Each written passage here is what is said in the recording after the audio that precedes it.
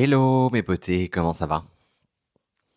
Ça fait longtemps que j'ai envie de me lancer sur YouTube et que j'ai envie d'ouvrir une chaîne et de parler un peu de choses de la vie. Mais je sais pas trop comment commencer. Parmi toute cette houle et ce tumulte des YouTubeurs et influenceurs et autres personnalités online. Du coup, on va commencer avec une petite vidéo où je pense que je vais m'introduire. Donc moi c'est Ben, enchanté. J'ai 29 ans et mon parcours de vie a été plutôt, intéressant jusque maintenant. Du moins moi j'en suis fier. Je suis rentré en France il y a de ça 1 an et demi maintenant, après avoir vécu en Australie pendant 5 ans, pendant la pandémie et pendant tout ça et j'y ai créé mes amitiés les plus belles et les plus fortes et c'est toujours des gens aujourd'hui que je porte extrêmement fort dans mon cœur même si, ils seront, pour la plupart toujours basés en Australie, à Sydney exactement. Mais moi, pour des raisons personnelles et professionnelles surtout, j'ai décidé de rentrer en France parce que, j'avançais pas. Donc je pense que comme beaucoup, vous voyez tout ce qui se passe un petit peu sur les réseaux sociaux, tous ces gens qui partent vivre en Australie, qui partent faire des road trips, qui partent essayer cette Australian dream qui est, franchement, l'une des plus belles expériences que j'ai fait et que je recommanderais à toute personne qui a envie de le faire. Foncez. Foncez, c'est vraiment une aventure fantastique qui va vous apprendre énormément sur vous, qui va vous faire rencontrer des gens du monde entier, qui va être hyper enrichissante, qui va vous faire grandir, qui va vous faire voir du pays, qui va vous montrer qu'on peut vivre d'une autre façon que comme on peut vivre à Paris, parce que actuellement maintenant c'est là où je suis. Mais après donc 5 ans à travailler en tant que serveur, en tant que vendeur, en tant que responsable de boutique, voilà, plusieurs choses, je commence un petit peu à m'ennuyer, et je tournais en rond et j'étais pas spécialement heureux. Même si personnellement ma vie me comblait de bonheur et que j'étais entouré des gens que j'aime et que, je ne me voyais pas faire ma vie sans eux, professionnellement j'avançais pas et il y a un moment où, on vit pour soi. Même si c'est bien d'avoir des amis et d'être accompagné, durant son chemin de vie.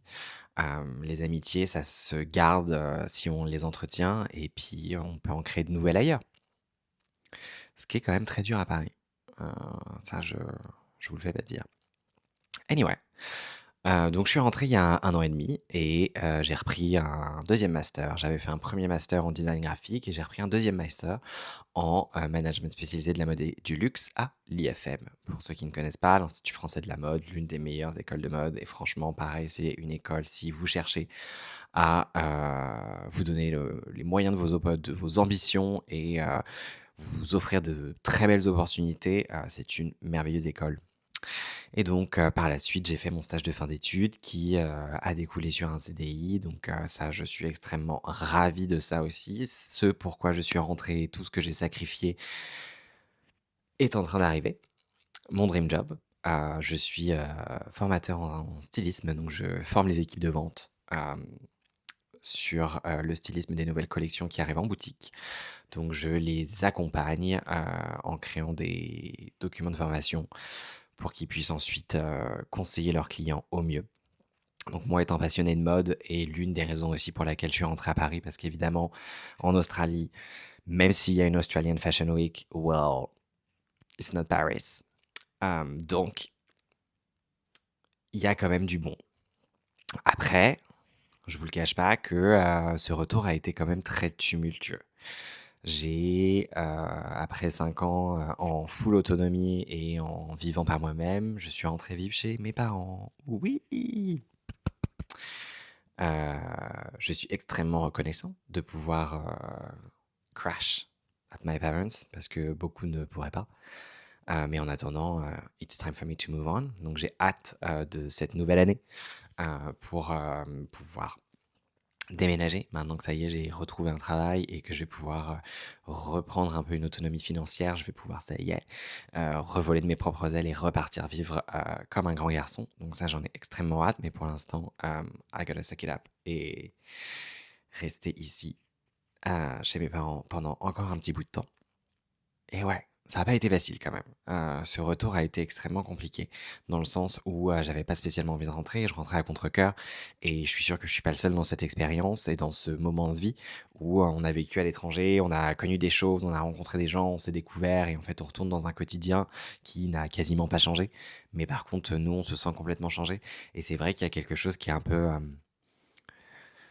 qui est extrêmement perturbant dans tout ça, parce que, on se sent différent, mais les autres ne nous voient pas différents. Du moins, c'est comme ça que moi je vis un petit peu mon retour.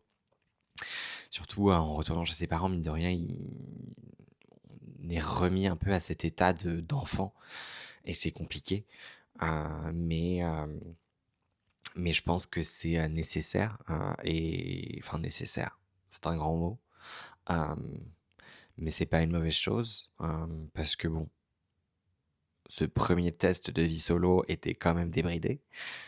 Donc en soi, ça me remet un petit peu dans le droit chemin.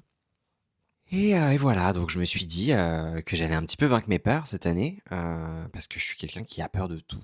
Peur de tout, peur du regard des autres, peur de mon propre jugement, peur d'être jugé par les autres, peur de mal faire, peur de rater, mais en même temps, il y a, je pense, la plus grande des peurs que j'ai, c'est, de ne pas vivre.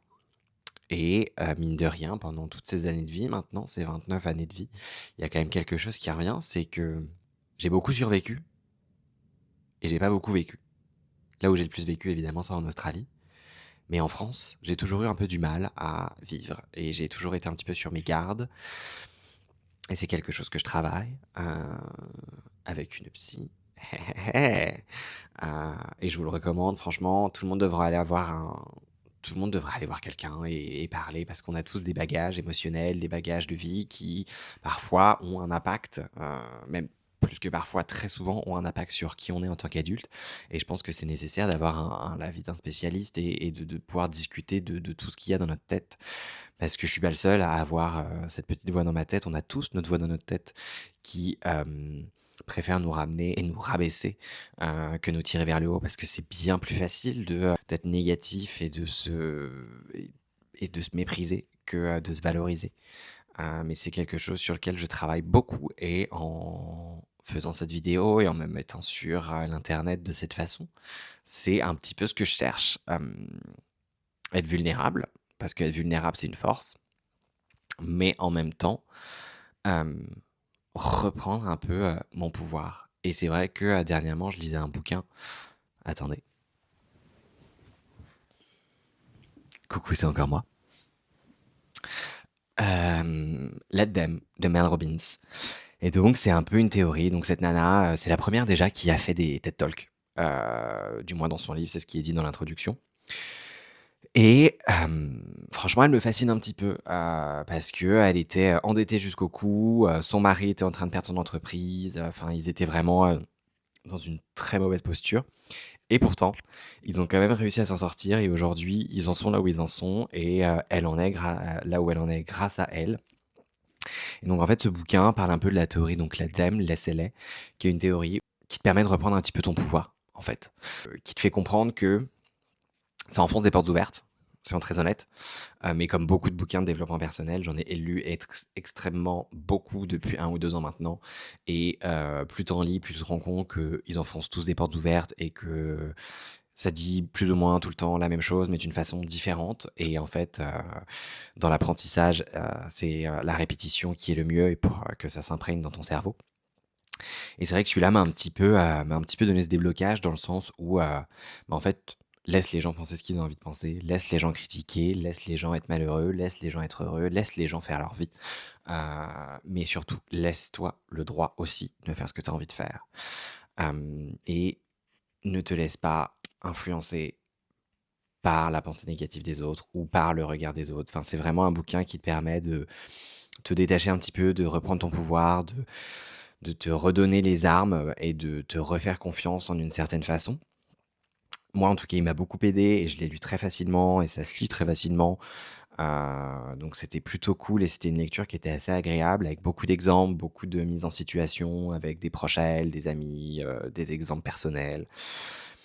Ça touche un petit peu à tout. Quand tu as envie que ton partenaire ou qu'un ami ou qu'un parent change, bah, en fait, tu ne peux pas le changer s'il a pas envie de le changer, donc laisse-le être comme il est. Mais par contre, toi, tu peux l'influencer en changeant devant lui et en faisant des efforts.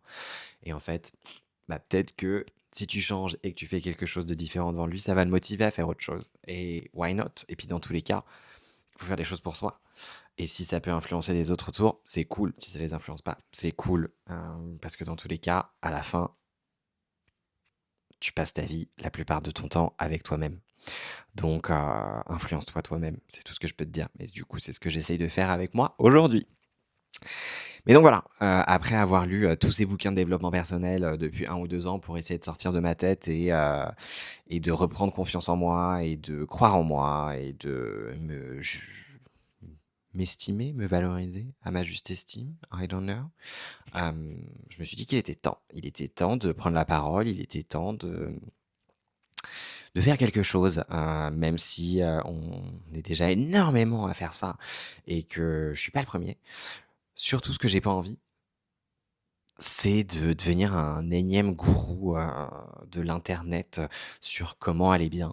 Parce que franchement, c'est chiant. Moi, je sais pas vous, mais moi, j'en peux plus, dès que j'ai un moment un peu down et que je like, 2-3 vidéos sur, Instagram ou sur TikTok et là, je suis, noyé, par, des théories de comment aller mieux, de quoi faire, si tu vis une rupture amoureuse, c'est parce que, tu pas prêt et que, tu pas bien avec toi-même et tant que tu seras pas bien avec toi franchement, on en a pas marre. Il y a un moment, même aller bien devient performatif. On vit dans un monde où tout devient performatif, où tout doit être, on doit perfectionner dans tout. Sauf qu'en fait, on doit tellement être parfait dans tout et on a tellement une pression constante que ça nous empêche au final de faire quoi que ce soit. Du moins moi, jusqu'à maintenant, ça m'a empêché de faire quoi que ce soit parce que j'avais tellement envie de commencer quelque chose, mais que cette chose que je commence tout de suite, premier truc, c'est nickel.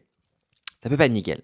Ça peut pas être nickel parce que je commence, parce que c'est nouveau, parce que j'apprends quelque chose, parce que donc que je me lâche la grappe, mais que j'essaye quand même.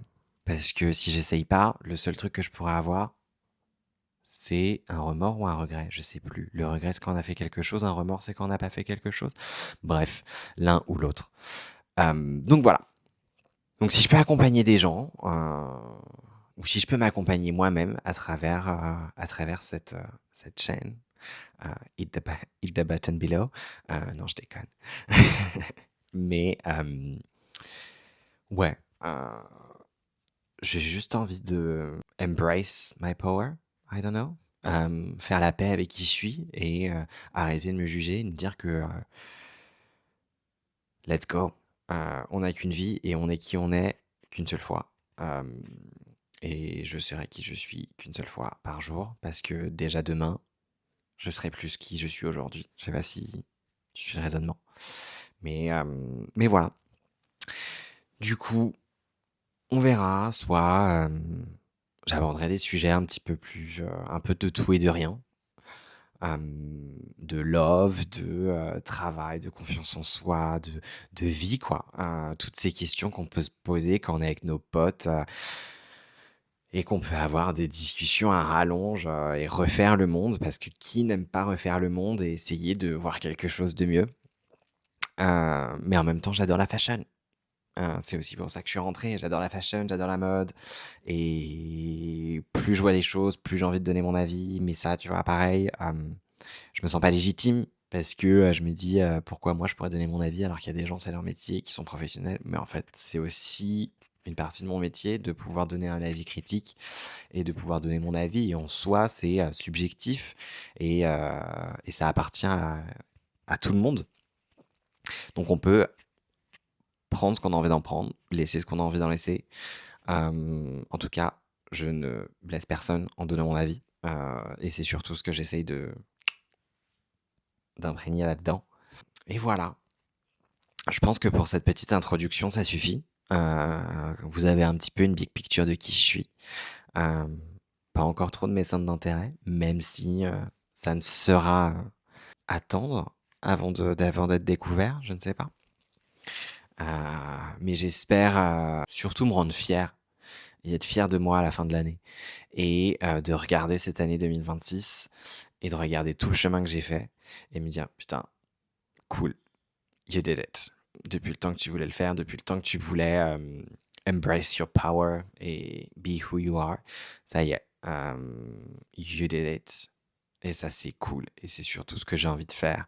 Parce que 2025 a été une année très dure où j'ai dû me réacclimater à Paris, où j'ai dû me réhabituer à des choses, où j'ai dû me réhabituer à une façon de vivre, alors que j'avais imprégné un complet nouveau mindset.